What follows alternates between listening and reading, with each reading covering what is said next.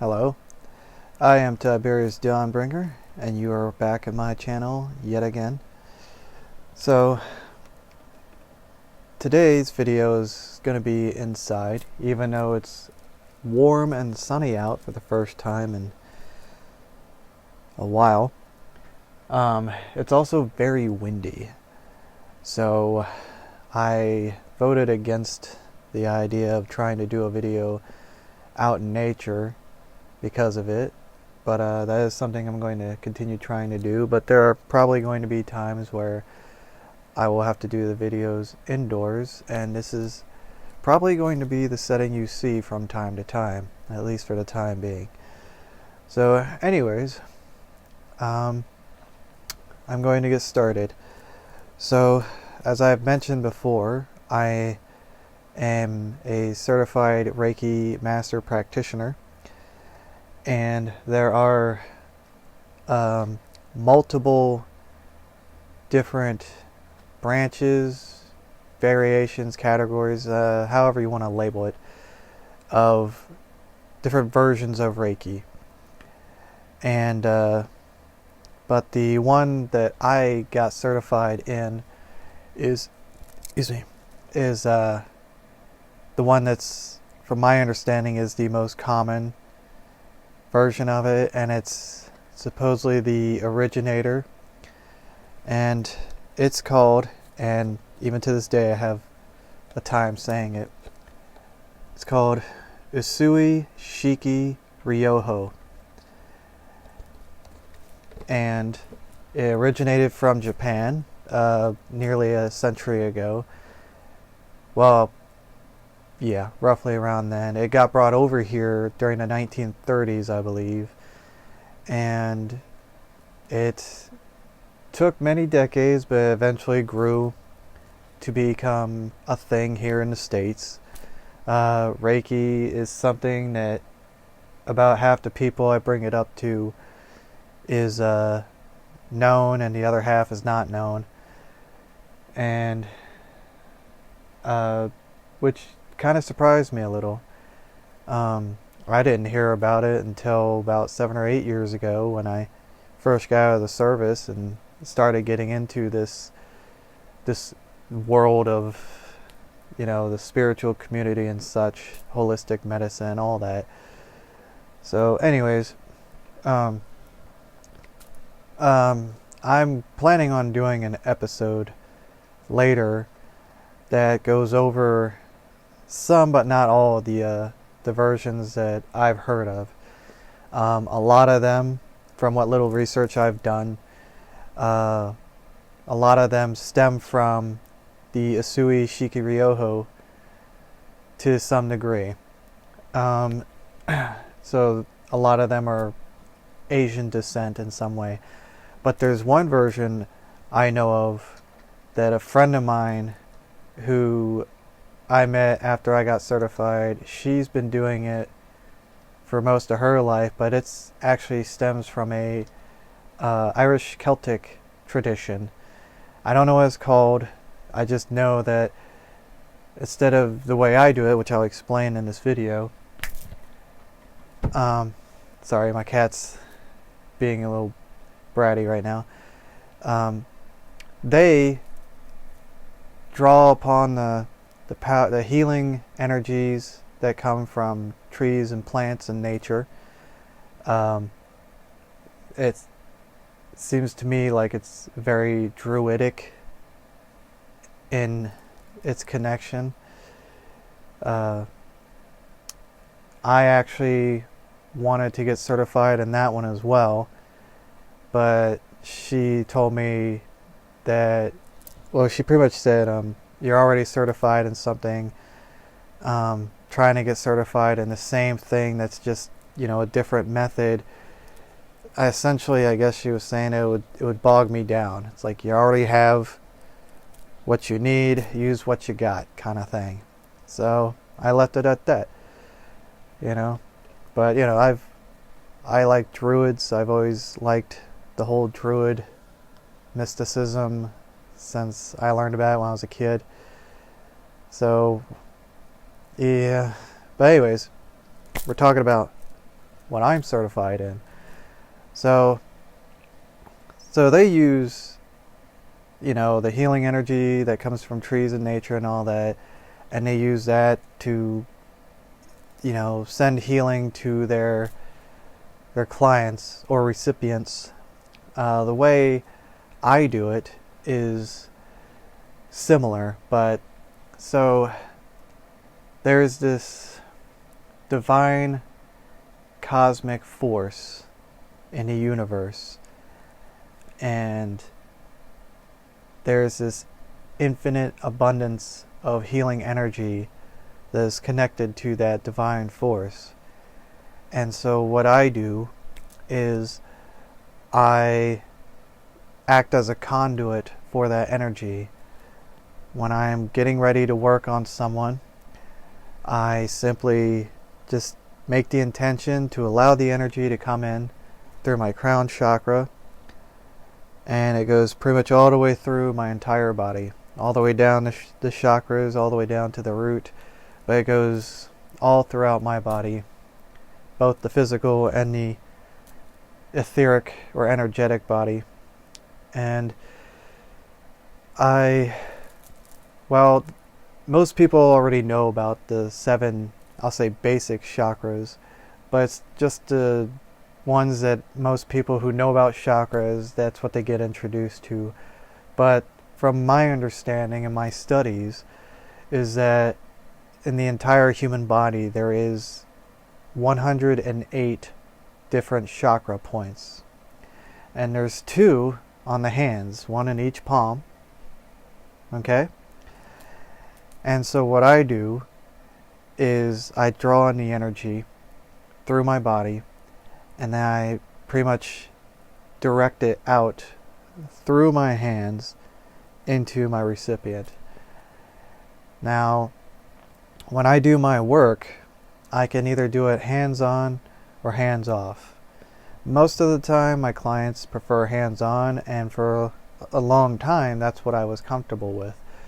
So I'll literally place my hands on various parts of the recipient's body, wherever I feel like there needs to be work done, and just let the healing energy go in. And even though I'm kind of doing my own thing, the energy itself is intelligent. It knows where it needs to go. It knows what needs to be healed and all that. So even if I'm in my mind setting the intention that I'm going to work on this person's leg or their hip, or their back, and I focus directly on that, if this energy feels like, no, that's not what needs to be worked on, it'll simply just go wherever it needs to go. And I do not argue with it, because I am here to bring healing to those who want and need it. So I don't really care if they're getting healed because of the way I want it done, or it's getting done because some slightly higher intelligence decides it wants to be done this way. I don't care, as long as they're getting healed. I'm just happy to be the conduit for that level of healing. It's a great feeling. So, but I don't always have to do it hands-on.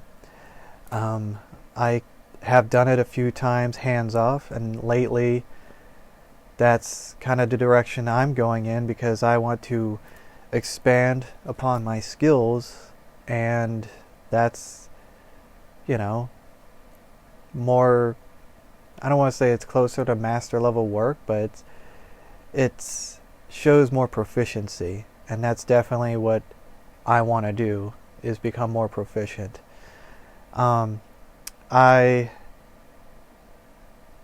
Because like I said earlier, you have your physical body and you have this etheric or energetic body, or field that goes around your body. Usually it's a few feet out, kind of what I'm doing right now, and it's like egg shaped from above your head to below your feet. If you're standing on the ground, it actually goes like a foot or two under the ground. Because, reality, there's different levels of reality. There's different frequencies that are set to different dimensions, different this, that, and the others. And so just because you can't see it doesn't mean it's not there. It's around us from the moment that we are conceived to the moment right before we die. Because essentially our soul is what's putting out that energy into our physical body. Our soul is what's animating our physical body. So, anyways, I was going a little bit deeper into that than I was planning on. So, you have the client laying on the table, and in case anybody's not familiar, you've seen like those massage tables, right? Well, that's what I use most of the time. I'll have a person laid out on a massage table, and I'll work on them like that.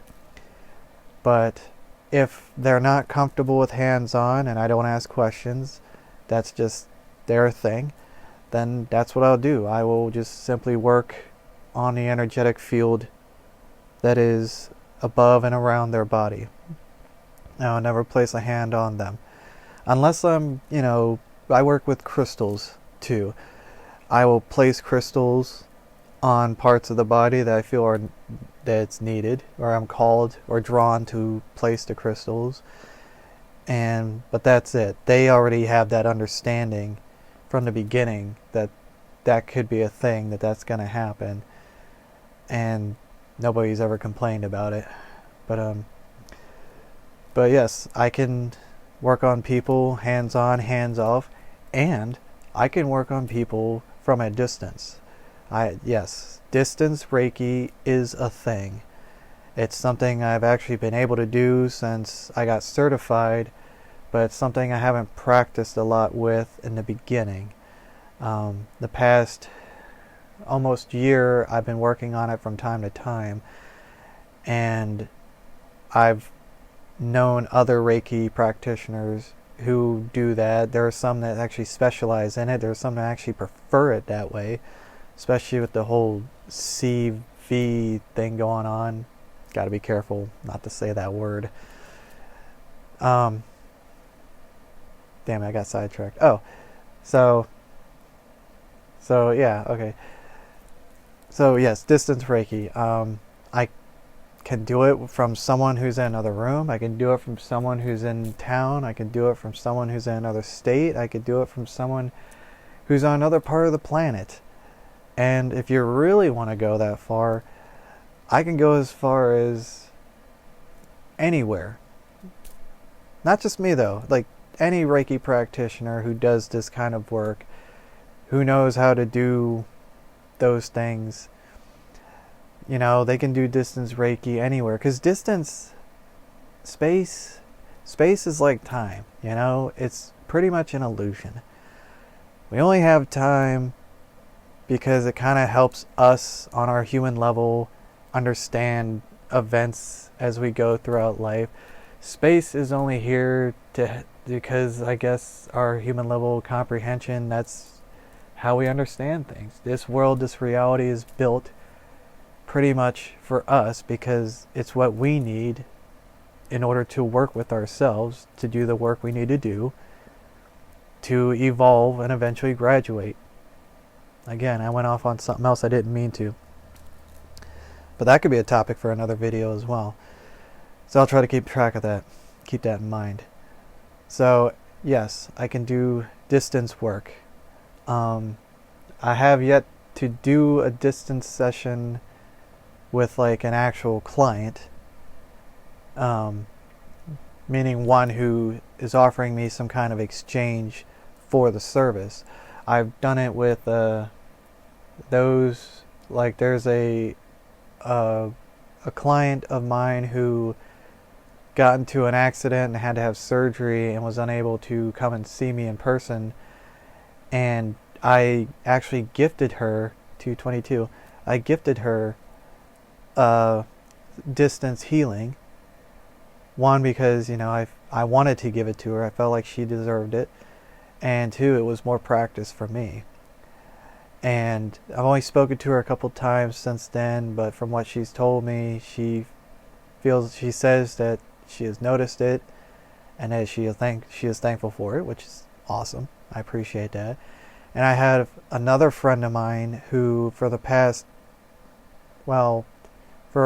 about a year, she helped me by, I don't like using the word being a guinea pig, but pretty much any ideas I came up with, anything I wanted to like work on or practice on, or something new I wanted to try, she was willing to volunteer for me to practice those things. And actually her help kind of, I don't want to say launched me, but it helped propel me forward faster than I would have done on my own. So I thank you for that, my friend. And so I've done distance work with her as well. I don't know if I would doubt it that, you know, my version of Reiki is the only one that has that. But I also only really am familiar with the version I've been using this whole time. And so generally a session I usually do 30 minutes or an hour. But I've done Reiki shares where I'll go in for like 2 or 3 hours to a place if they have a allotted time slot for me to use a space, and I'll do 15-minute sessions for people just so they can get an idea of what it's like and decide if they want to come back and do like a longer session. And they're usually free. Sometimes I'll do a donation-based Reiki share. But yes, that's the only time I really do 15 minutes. I would prefer not to do 15 minutes as a regular session because it's just not enough. At least for me, it's not enough. Like, it's getting to a point where 30-minute sessions for me go by too fast. And, you know, it used to be the opposite. I'd do hour sessions, then I'd be like, oh man, like, what do I do to kind of, I'll get like 30-40 minutes into it, I'll be like, what else can I do to eat up some more time? And so I'll do some extra stuff, or something I wanted to practice on, I'll do that. But now it's the opposite. Like 30 minutes is too short, and an hour is, for the most part, exactly what I need to do everything I need to do. I have done I've done 2 sessions where it went up to 2 hours, 2.5 hours, and that was also with my friend who helped me out with all the other stuff. And I mean, that was cool. I enjoyed it, but then again, she and I know each other, we're friends, and usually when I work on a client, they just lay there and they relax and they receive. That's what they do, and they don't talk or ask questions. I don't talk, obviously, because I want them to relax. If they fall asleep on the table, all the better. I don't get offended by that. That's exactly, well, pretty much what I want them to do, is get so relaxed and so comfortable that they're gone and enjoying themselves wherever they go. So but she and I know each other, and we've known each other for many years, for several years at least. And so when I was working on her,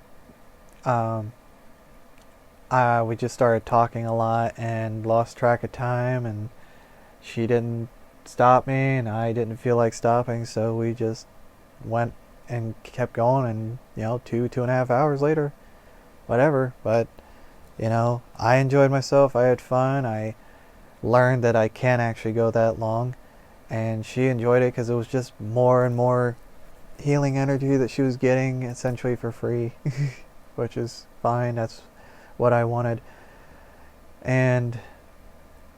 But that is something that, even though I post on my website or whatever form of advertising I'm using. I usually only post I do 30-minute sessions or 60-minute sessions, but if a client wants something longer, an hour and a half to 2 hours, I wouldn't be against that, and I would just adjust the exchange for that to accommodate that,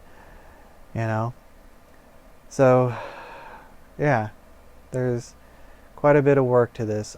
It gets to the point, if I'm working with a client repeatedly and we're getting familiar with each other and we're getting to a point where we're comfortable, like, actually talking about things. Like if I'm working on someone and I notice that every single session there's like one or two chakras that are always out of alignment, or there's some part of their body, whether physical or energetic, that always seems dense, or like I need to focus on it and work on it. I know that those problems stem from something, right? And so when I feel like we're comfortable enough with each other, I will actually open dialogue with my client during the session and start asking them questions to get kind of a better understanding of what this is and where it's coming from and why. And if I work with the client long enough and they're comfortable with it, I actually will offer counseling sessions with them along with the Reiki work. And I can offer them other ideas, healing modalities and such. This is something I was going to talk about in a later video, but I know of release ceremonies, fire ceremonies. I recently got into doing cacao ceremonies. I've only done like 2, and only with like one person at a time, but start off small and work to the bigger crowds or whatever. So, but yes, I've only done a couple of counseling sessions because I've only worked with certain people long enough to get to that point. But it is something I plan on doing in the future a lot more frequently. And what else? Trying to think. Well, so I mentioned I use crystals before, and that's a subject that's going to take a few videos at least. And that's one of my intentions for the near future, is to go over that. Another tool that I recently started incorporating into my work are tuning forks. I recently got I'll say a batch of tuning forks, 7 of them, and they are each specifically tuned for each individual chakra. So I've been having fun with that with my last few clients. I was having it to where, like, if I do my initial scan of their energetic body before I start working on them and see that 1 or 2 chakras are out of alignment, then I'll pull out those 2 specific tuning forks, and somewhere during this session while I'm working on them, I would place the tuning fork into their hand and kind of, grasp her hand so they know to hold on to it, and I put the other one in the other hand, and so they're laying there and they have these tuning forks, and I take my little rubber hammer thingy and ding ding, and I usually do like 3 times each, maybe 1 more if I feel like there needs to be a little bit more, but then I would take them out and that would be it. But I decided to actually stop doing it that way recently, because I started thinking, I want them to relax, and if they're, in another place and I'm disrupting them by, physically touching them and having them take their focus away from where they're at now, to have to come back, even if it's for like a brief moment, that they have to focus on doing that, and so their attention is there rather than their attention being on them relaxing and receiving. So what I started doing with my last couple of clients is I'll actually just hold a tuning fork myself, and I'll show them to you in another video and go into more detail with it. But I'll hold it myself and hit it, and I'll just kind of wave it around the body a few times until it stops resonating.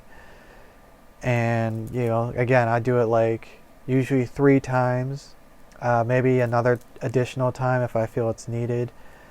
And that's what I do. That's what I do with those things. And that's just the start. I've only had these things for maybe about a month. So we'll see,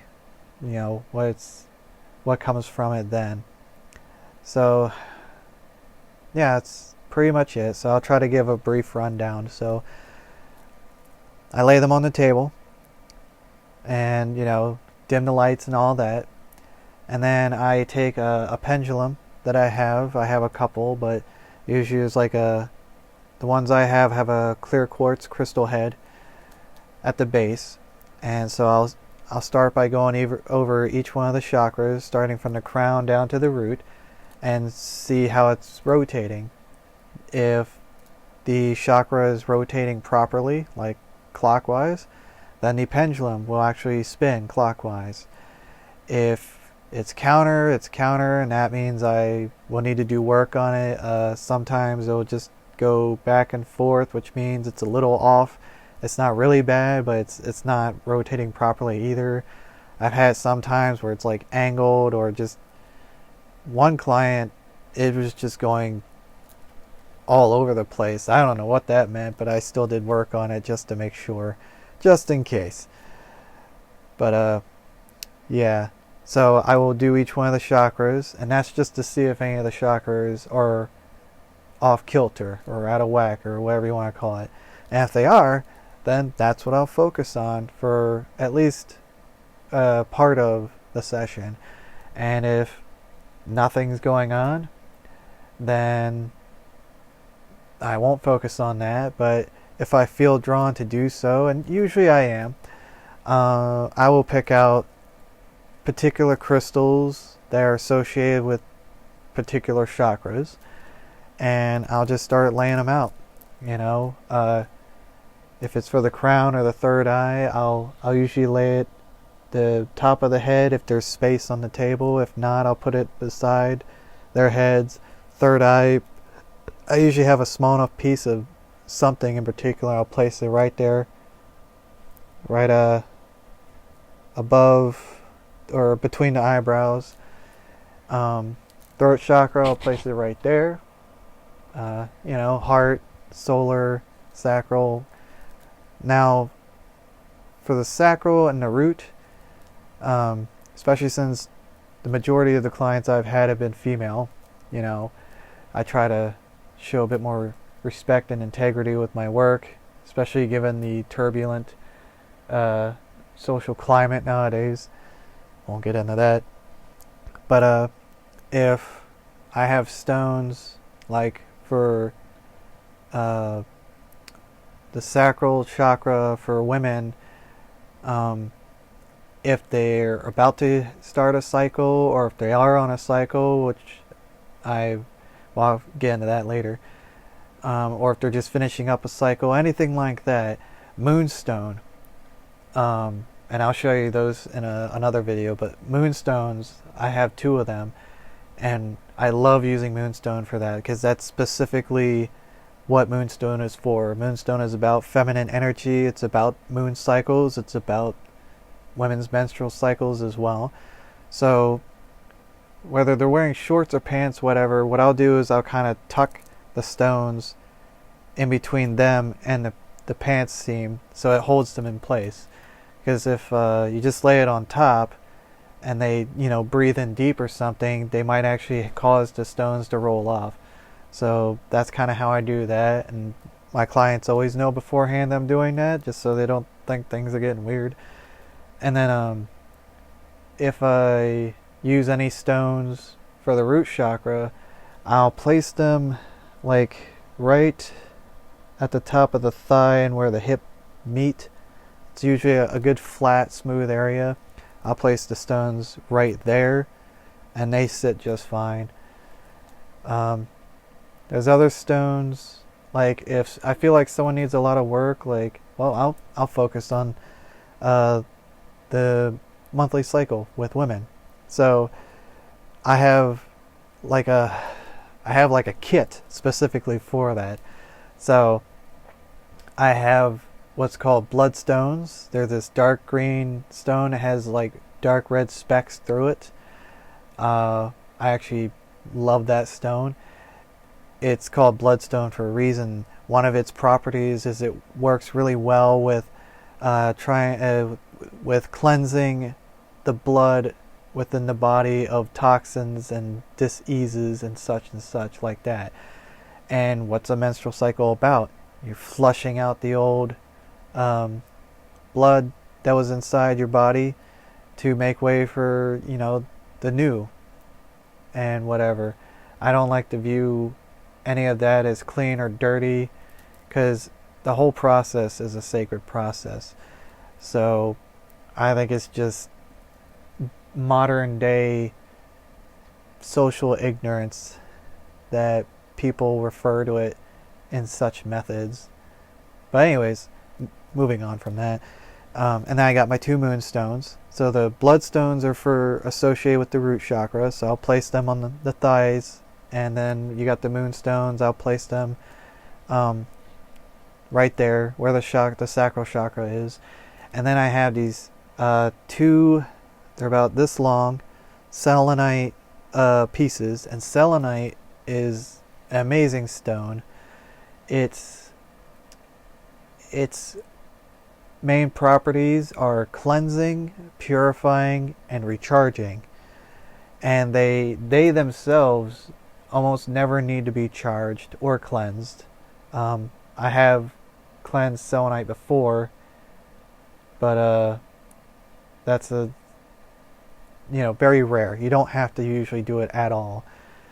But I'll take those 2, and when they're laying there with their arms at their side, if there's enough space, I'll just go ahead and kind of lay one and the other on in between, like where their arms are and the ribs are. So they're doing their work.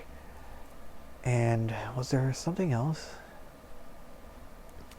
I don't know, I can't think of anything else. But yeah, but those 3 particular stones or crystals I will use during those sessions. And my friend that I mentioned earlier, that was one of my main focuses when I worked with her. We'd actually talk about it throughout the month, each month, come to find out, diet, what you've been consuming during that 3 to 4 weeks before it actually happens can impact the cycle itself. With her, anything with caffeine or sugar, if she drank a lot of coffee, 1 or 2 weeks prior to it happening, it'll be heavier and it will cause her much more discomfort. And so we worked on those kind of details. I worked on her 3 or 4 times, and we try to time it to where I wanted to try doing it a day or 2 before it happened, and then not work on her while it was happening, just to see how well the energy would stay around and help out with the cycle. And then I'd done a couple of times, the day of it happening, which she was very thankful for, because in the beginning, the first couple times I worked on her, it apparently was a process that was almost extremely painful for her. And so with that work, some other ritual work later on, a little bit of counseling, all that kind of stuff, come to find out that there was some deep-rooted reasons why she was experiencing such discomfort through those cycles, and we worked through it. So I helped her find closure in certain things. I helped her come to an understanding and is able to actually release certain things from her past. And I got to learn to be proficient with that particular kind of work and use that to promote myself towards my female clients. Because why would you not want to experience something that's usually associated with some level of discomfort on a monthly basis? Why would you not want to have something that could pretty much significantly reduce, if not completely negate, the pain and discomfort from that process? Yeah, it's won me a few clients. So, and being a guy, there's no way for me to really truly understand, excuse me, Nova, to really truly understand that at all, because that's not me. That's not how my body is built. That's not the experience that I'm going through in this lifetime. I can only understand it and sympathize and have empathy and compassion for it. So if I'm doing this level of healing work and that's something I can offer, well then hell yeah, I say. Yeah. So what was I saying? No, I was going over the process. Okay, so I do the chakra thing. I scan the body. I check to see if anything's off kilter. If it is, I focus on that using crystals, just paying attention to it. If everything's for the most part fine, then I'll just work on them and do what I feel I need to do. Sometimes I'll use crystals, sometimes I don't. But since I generally promote myself as a crystal Reiki healer, I will just go ahead and use stones because they have their own resonance, their own energies, their own properties that they bring to the table. And I enjoy giving that to people. I enjoy helping people on that level. And it's a fun experience. I've done Reiki without crystals. I've experienced Reiki without crystals. And I don't want to say there isn't really much of a difference, because there is. But I mean, like the value or the quality of the experience. Reiki by itself is phenomenal. Crystals are just kind of like a little bit extra, adding spice or flavor to the actual experience itself, And there are actually people I know who do crystal Reiki, but they do crystal healing. There might be a different name for it, but it's literally where they will just lay out like a crystal grid all on and around you. And they'll just leave you there for like 30 or 40 minutes. Then you just lay there with crystals all over you, and the crystals do all the work. The practitioner doesn't do any hands-on or anything. They might sit in a room, they might, put forth the intention, but it's ultimately the crystals that do the work. And the crystals, like the energy I work with that I mentioned before, they have their own intelligence. They have their own souls and energy within each and every single crystal and stone that we come across. Like they do have an intelligence. They know what to do. They know what they're meant for, and they're glad to do it. They enjoy doing it. And so, but when I get done with my work, I will do the crystal pendulum thing again on each chakra, just to make sure they're still rotating properly. If they weren't rotating properly before, I'm just doing it to make sure that they are. And if they're not, or if they're still a little off and I have time, I'll try to do a few more minutes of work just on that particular chakra.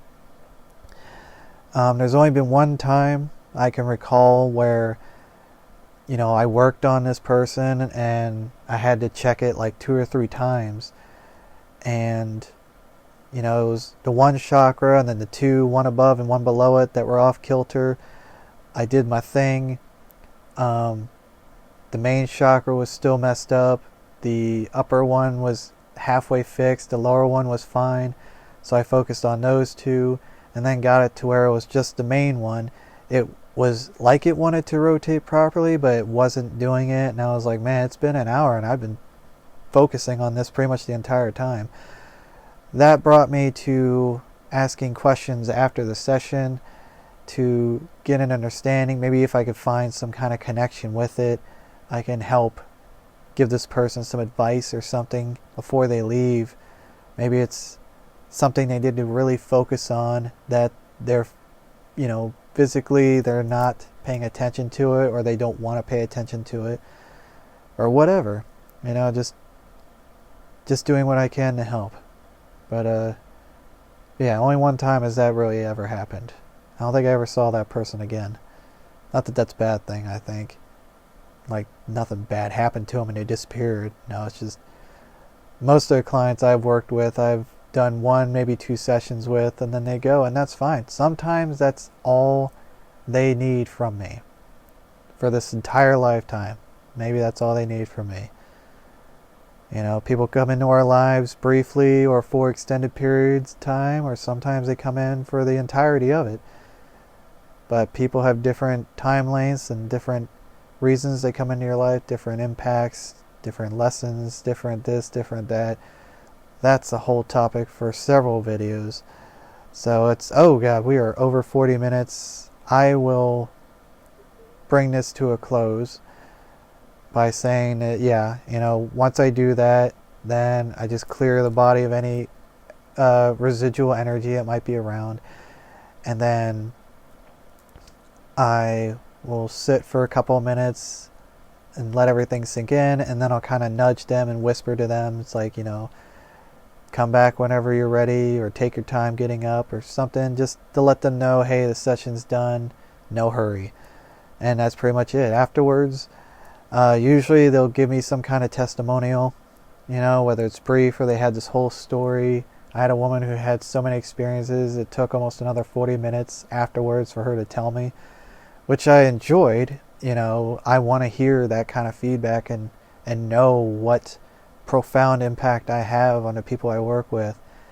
One, it's just rewarding to see and hear the wonderful things that's happening to people that I'm working on. And 2, it helps reinforce me and my confidence in what I do, and know that I'm not just winging it or filling my head up with this nonsense like, well, I got certified in this, I paid the money and took the classes, it should be working, right?